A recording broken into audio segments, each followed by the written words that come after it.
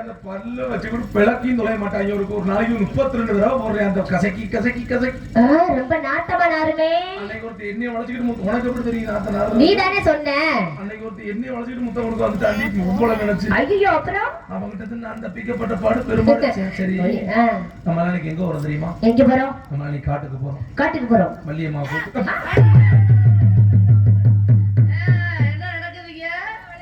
நல்லா இருமா 100 வயசுக்கு நல்லா இருமா. உடல் ஆரோக்கியத்தோட. பாட்டு ரொம்ப அற்புதமா இருக்கு. ரொம்ப அருமையா இருக்கு. வாழ்த்துக்கள். என்னடி வணக்கம். ஏய் வணக்கம். என்னடி சத்தம் வித்தியாசமா வருது? எங்கம்மா? என்ன நீ வணக்கம் சொல்லும் பொழுது ஒரு வித்தியாசமா வருது. ஒரு சத்தம் வருது. அவளை வணக்கம் சொல்ல சொல்லுங்க. வணக்கம் சொல்லுமா. என்ன அது சத்தம் இல்ல? ஆமா நீங்க சொல்லுங்க. வணக்கம். ரோக்கமா தெரியுது நினைக்கிறேன். ஆமா இதை பத்தி தெரியல. அப்புறம் சத்தம் வர சொல்லுவாங்க. கேட்டு தெரிஞ்சுக்க. இந்த இடத்துக்கு வர்றது முன்னாடி ஒரே பயம். ஆமா திடீர்னு அப்பா காட்டு சொல்லிட்டாரு. அங்க பெரிய பெரிய மிருகங்கள்லாம் வருமாமே அப்படின்னு பயந்தேன். ஆனா நீ வர்றேன்னு சொன்ன உடனே பயம் போயிடுச்சு. மிருகம் உன்னைய பார்த்துச்சுன்னு வச்சுக்கவே அது தெரிஞ்சு ஓடிடும். ஏண்டி காட்டுக்குள்ள இருக்க மிருகத்தோட நாட்டுக்குள்ள இருக்க மிருகம் தான் பெரும் பிரச்சனையா இருக்கு. உன்னைய தானே சொல்லிட்டு இருக்க. கண்டுபிடிக்கவே முடியல எது மிருகம். ஆமாமா இது என்ன வடிவம்னே தெரியல.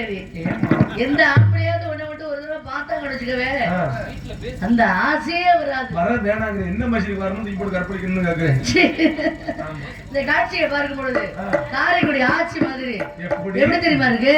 எப்படி எழில குயிலே எலுமல வெயிலே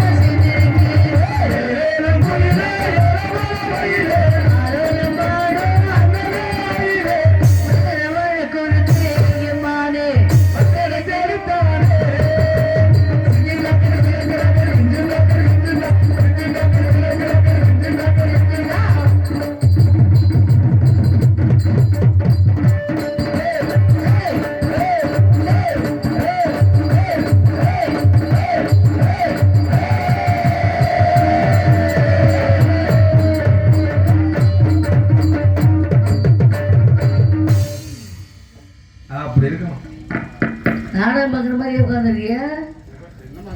பதத்து போச்சு. நாடகம் பாக்குற மாதிரி